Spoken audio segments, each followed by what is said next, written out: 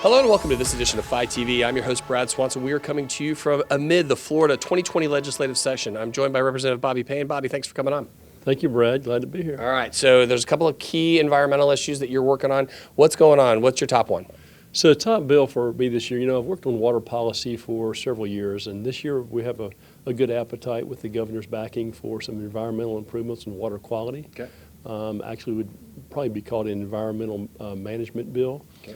And so it has elements of improving water quality throughout the state for all of our watersheds and water areas, springs, lakes.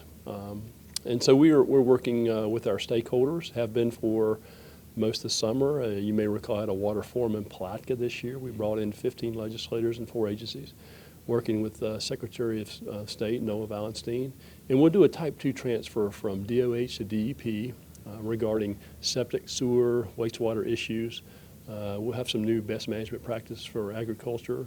We'll work on some BMAP issues.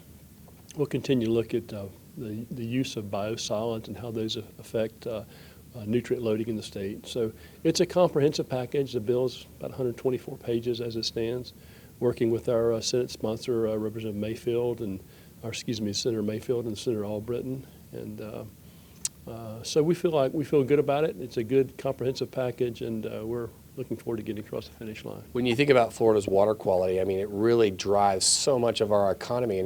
Three stools, right? Tourism, key water, got to make sure water is good. Agriculture, which is another leg of our stool. So it's amazing how key that issue is, and it does take a lot of effort and a lot of work to be comprehensive. So you're also working on some other bills. What else are you working on? Yeah, so we're working with CFO Petronas' office for a veterans protection bill. Veterans are twice as likely to be scammed as average citizen.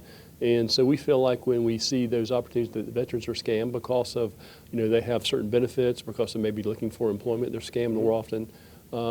We feel like we need to provide them some protection. So if the way the bill reads, if you're scamming 10 or more veterans, it's considered an aggravated white-collar crime. Right. Well, thank you for protecting those veterans. I mean, they've served our country. They've been there for us on the front lines, and you're sort of on the front lines back here for them. That's a great return.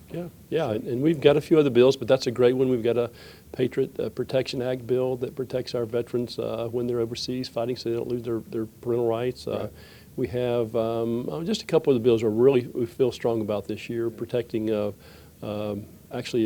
disposing of campaign funds bill. We feel like there's some right things we need to be doing there, and visibility and transparency for those. But we're really proud to work with CFO Petronas' office on the Veterans Bill. Well, thanks for everything you're doing in both of those spaces, and I know there's so many more areas you're working on for your constituents, and most of all, thanks for coming on FLITernetTV. Well, thank you for having me. We appreciate it.